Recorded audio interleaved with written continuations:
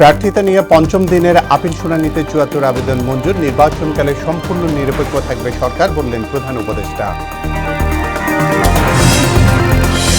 নির্বাচন ঘিরে আইনশৃঙ্খলা পরিস্থিতি নিয়ে শঙ্কা বিএনপি, শান্তিপূর্ণ করতে পুরোপুরি প্রস্তুত সরকার, বললেন স্বরাষ্ট্র উপদেষ্টা।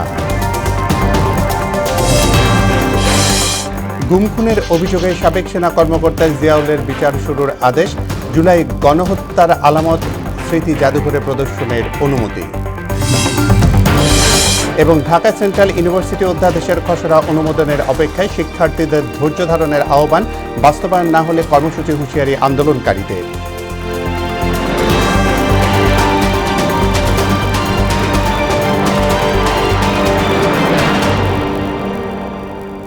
আসসালামু আলাইকুম, স্বাগত মোহনা সংবাদে। এতক্ষণ শুনছিলেন শিরোনাম, পুরো সংবাদের সঙ্গে আছি আমি জাবেদ কারদার।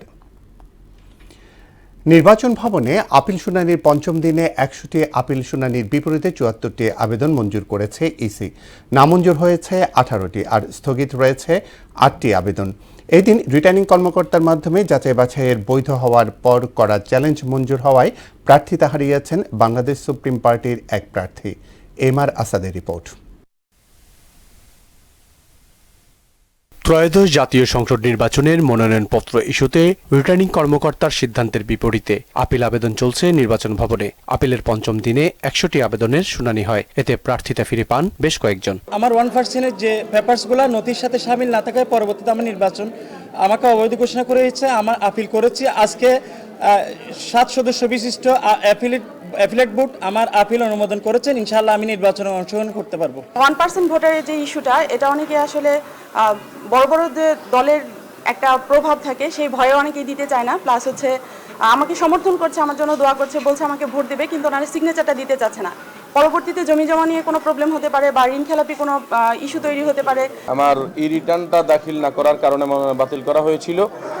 আলহামদুলিল্লাহ আজকে আমরা আপিল করার পরে আজকে আমাদের মনোনয়ন বৈধতা ঘোষণা করা হয়েছে। তবে প্রার্থীর বৈধতা চ্যালেঞ্জ করা আপিল মঞ্জুর হওয়ায় প্রার্থিতা হারিয়েছেন কুড়িগ্রাম ৪ আসনে বাংলাদেশ সুপ্রিম পার্টির প্রার্থী। দ্বৈত নাগরিকত্ব ইস্যুতে 2টি আবেদন স্থগিত রেখেছে ইসি। নির্বাচনী রিটার্নিং অফিসার কর্তৃক ওনার মনোনয়নপত্র গ্রহণ হওয়া সত্ত্বেও একজন প্রার্থী তার মনোনয়নপত্র চ্যালেঞ্জ করে নির্বাচন কমিশনে আপিল দায়ের করেছেন, কথা বলে যে তিনি দ্বৈত নাগরিক, এবং সেটার জন্য তার প্রার্থিতা বাতিল চেয়েছেন। আমরা বিএনপি প্রার্থী ব্যারিস্টার কামরুজ্জামানের পক্ষে নির্বাচন কমিশনে দীর্ঘ সময় আইনি যুক্তি উপস্থাপন করেছি। ভোটারের তালিকা বেশি দেওয়া হয়েছে 287টা, এবং এমনকি আপনাকে দেখা বলতে পারবো যে ওনাদের ইমপিন অর্ডারও ভুল আছে। আপিল আবেদনের শুনানি চলবে 18 জানুয়ারি পর্যন্ত। এই 4 দিনে আরও 3 শতাধিক আপিলের শুনানি হবে। এমআর আসাদ, মোহনা সংবাদ, ঢাকা। 12 ফেব্রুয়ারি নির্ধারিত সময়ে ত্রয়োদশ জাতীয় নির্বাচন এবং গণভোট অনুষ্ঠিত হবে বলে ফের জানিয়েছেন প্রধান উপদেষ্টা অধ্যাপক মোহাম্মদ ইউনূস। অবাধ, সুষ্ঠু ও উৎসবমুখর পরিবেশে ভোট হবে উল্লেখ করে তিনি বলেন, নির্বাচনকালে অন্তর্বর্তী সরকার সম্পূর্ণ নিরপেক্ষ থাকবে।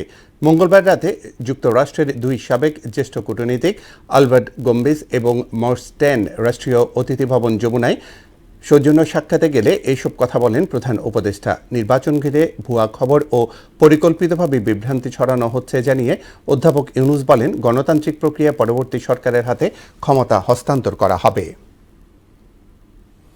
নির্বাচন ঘিরে আইনশৃঙ্খলা পরিস্থিতি নিয়ে শঙ্কা প্রকাশ করেছেন বিএনপির স্থায়ী কমিটির সদস্য মির্জা আব্বাস। দুপুরে নয়াপল্টনের দলীয় নেতাকর্মীদের সঙ্গে শুভেচ্ছা বিনিময়ে একথা বলেন তিনি। দেশের বিভিন্ন স্থানে মবক্রেসির পাশাপাশি কিছু প্রার্থীর উস্কানিমূলক বক্তব্য পরিস্থিতিকে আরও ঘোলাটে করছে বলে অভিযোগ করেন মির্জা আব্বাস।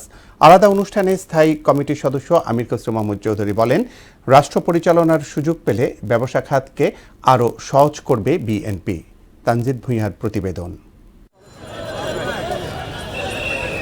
বুধবার রাজধানীর নয়াপল্টন এলাকায় দলীয় নেতাকর্মীদের সঙ্গে শুভেচ্ছা বিনিময় করেন বিএনপির স্থায়ী কমিটির সদস্য মির্জা আব্বাস। এ সময় নির্বাচন ঘিরে আইনশৃঙ্খলা পরিস্থিতি নিয়ে শঙ্কা প্রকাশ করেন তিনি। আমি নিজেও খুব শঙ্কিত, কারণ কয়েকদিন আগেও আমাদের একজন কর্মীকে হত্যা করা হয়েছে। এবং গতকালও বোধহয় একজনের উপরে আক্রমণ করা হয়েছে।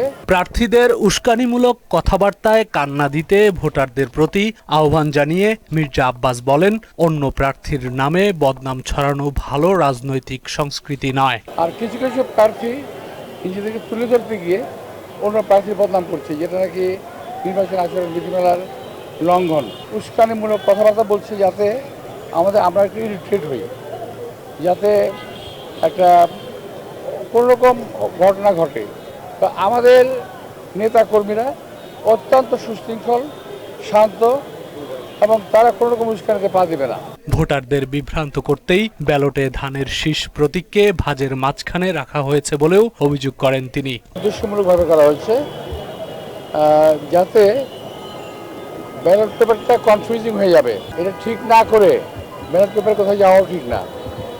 আমি আশা করব নির্বাচন কমিশন এটাকে দিকে সুদৃষ্টি দেবেন এবং যাতে বিষয়টা পক্ষপাতমূলক না হয় এটা যেন তারা চেষ্টা করেন। এদিকে রাজধানীর ৩০০ ফিটে বিজিএপিএমে আয়োজিত এক প্রদর্শনীর উদ্বোধন অনুষ্ঠানে স্থায়ী কমিটির আরেক সদস্য আমির খসরু মাহমুদ চৌধুরী বলেন, বাংলাদেশে ব্যবসার জন্য লেভেল প্লেইং ফিল্ড তৈরি করা জরুরি। We can live up to it. আপনারা তৈরি হন এটার জন্য, আপনারা ক্যাপাসিটি বিল্ডিং করেন। আগামী দিনের বাংলাদেশের অর্থনীতিতে আমাদের অনেক বেশি অর্থনৈতিক উন্নয়নের দিকে যেতে হবে, অনেক বেশি কর্মসংস্থান সৃষ্টি করতে হবে। পৃষ্ঠপোষকতার কোনো ব্যবসা বাণিজ্য আমরা করতে দেব না আগামী দিনে।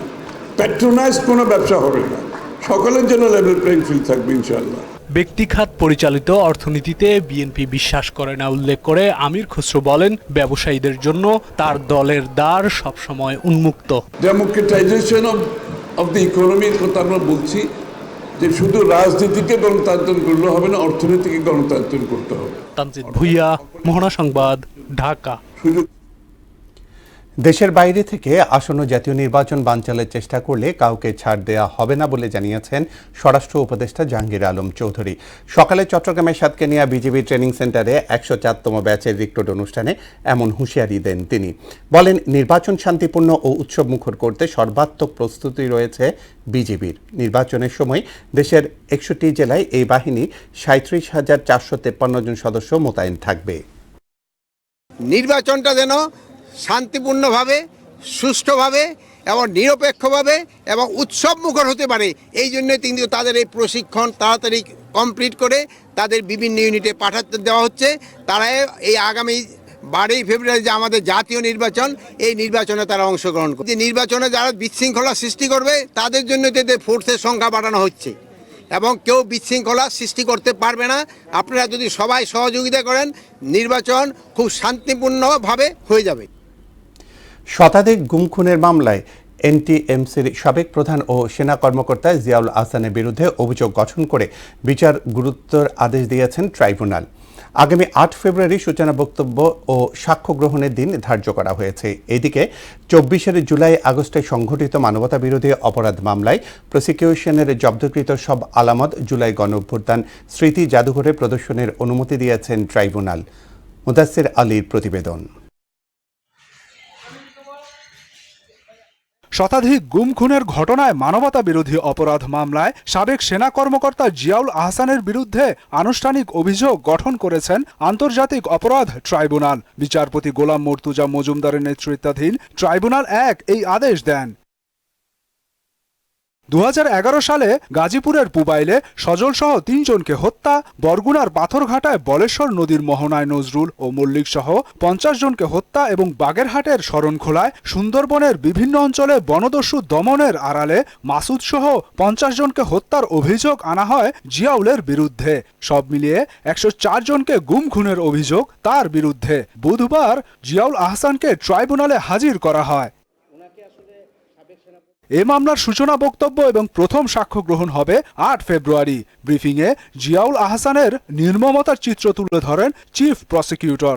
ভিকটিমদেরকে ট্রলারে তুলে নিয়ে গিয়ে হাত পা এবং চোখ বেঁধে নিয়ে তাদেরকে মোহনার কাছে গিয়ে জোয়ার ভাটার হিসাব করে তাদের মাথায় গুলি করে, বুকে গুলি করে হত্যা করা হতো।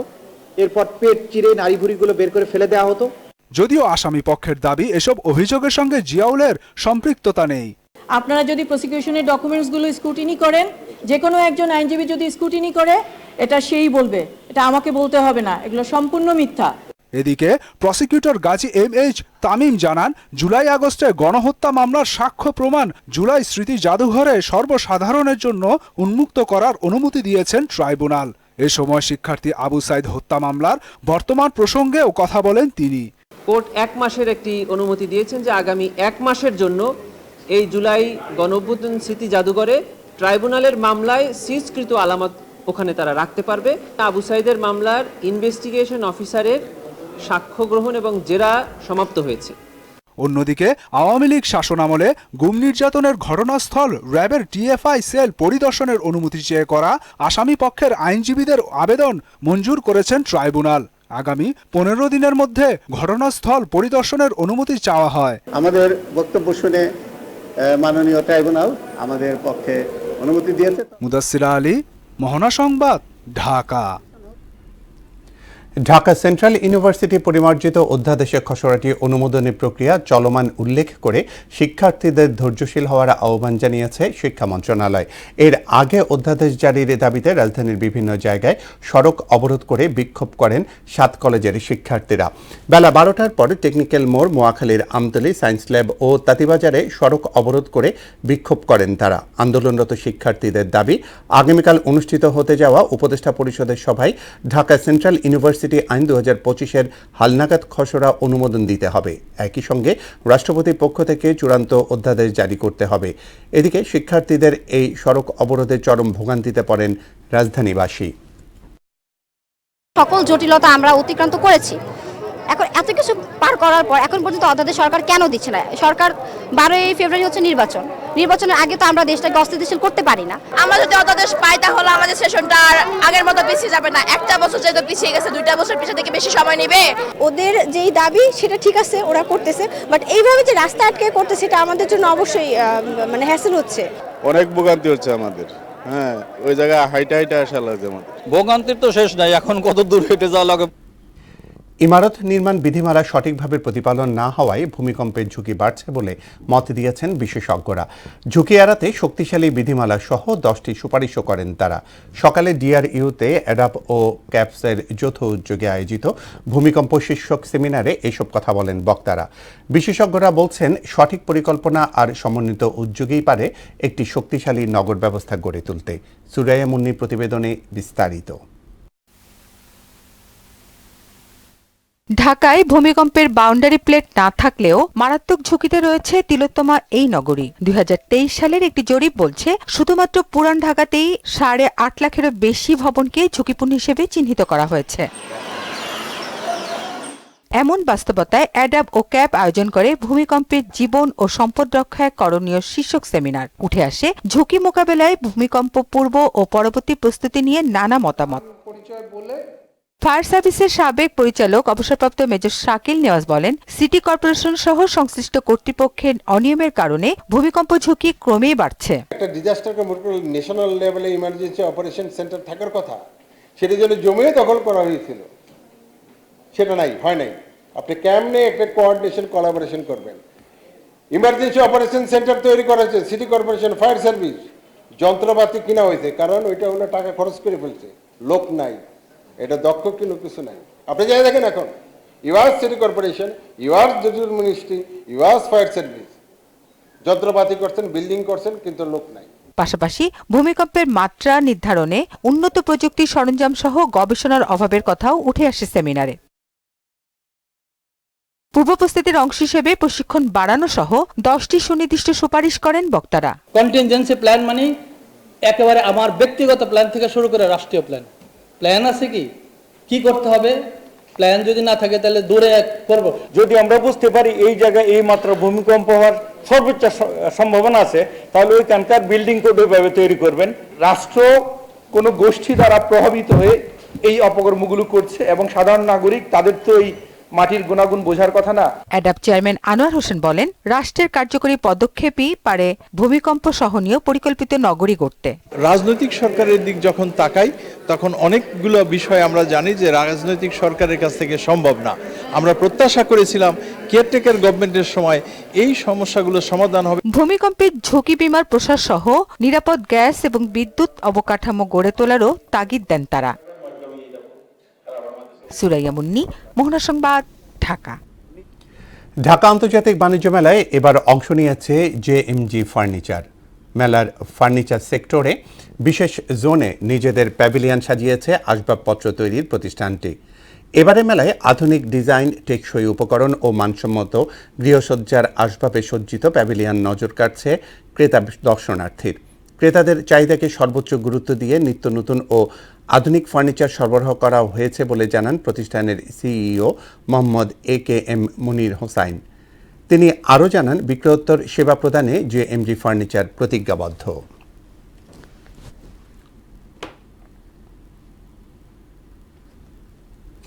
ক্রিকেট টি-20 বিশ্বকাপে যুক্তরাষ্ট্রের স্কোয়াডে থাকা 4 পাকিস্তানি বংশোদ্ভূত ক্রিকেটারকে ভিসা দেয়নি ভারত সরকার। ভারতে অনুষ্ঠিতব্য বিশ্বকাপ শুরু হতে বাকি মাত্র 3 সপ্তাহ। তবে টুর্নামেন্ট শুরুর আগেই বড় সংকটে পড়েছে মার্কিন ক্রিকেট দল। ভারতীয় সংবাদ মাধ্যম ওয়ান ক্রিকেটের প্রতিবেদন অনুযায়ী ভিসা না পাওয়া 4 ক্রিকেটার হলেন আলী খান, শায়ান জাহাঙ্গীর, ঈশান আদিল ও লেগ স্পিনার মোহাম্মদ মহসিন।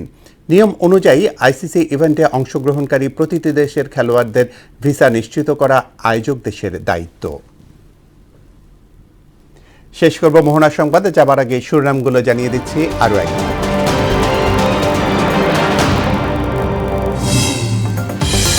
প্রার্থিতা নিয়ে 5ম দিনের আপিল শুনানিতে 74 আবেদন মঞ্জুর। নির্বাচনকালে সম্পূর্ণ নিরপেক্ষ থাকবে সরকার, বললেন প্রধান উপদেষ্টা। নির্বাচন ঘিরে আইনশৃঙ্খলা পরিস্থিতি নিয়ে শঙ্কা বিএনপি, শান্তিপূর্ণ করতে পুরোপুরি প্রস্তুত সরকার, বললেন স্বরাষ্ট্র উপদেষ্টা। গুম খুনের অভিযোগে সাবেক সেনা কর্মকর্তা জিয়াউলের বিচার শুরুর আদেশ। জুলাই গণহত্যার আলামত স্মৃতি জাদুঘরে প্রদর্শনের অনুমতি।